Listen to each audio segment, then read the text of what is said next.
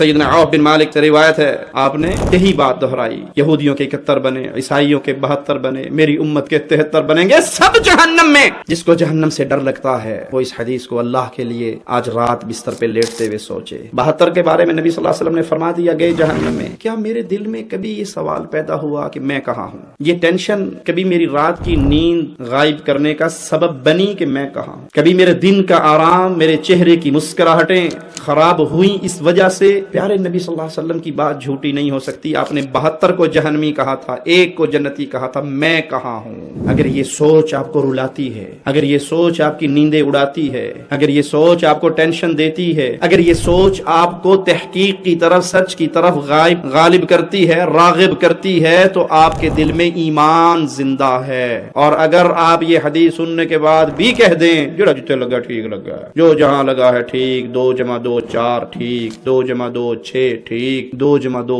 8 کا اس کا جواب سب سے بہتر ہے، یہ کسی کو ناراض نہیں کرتا، تو پھر سمجھ لیجئے کہ ایمان مر گیا ہے، اس کی روح نکل گئی ہے۔ بندے کو پتا ہو کہ مرنے کے بعد 70-80 سالہ زندگی کا اینڈ یا جنت یا جہنم، اور اس کو کبھی یہ ٹینشن نہ ہو میں ہوں کہاں، وہ مومن ہے۔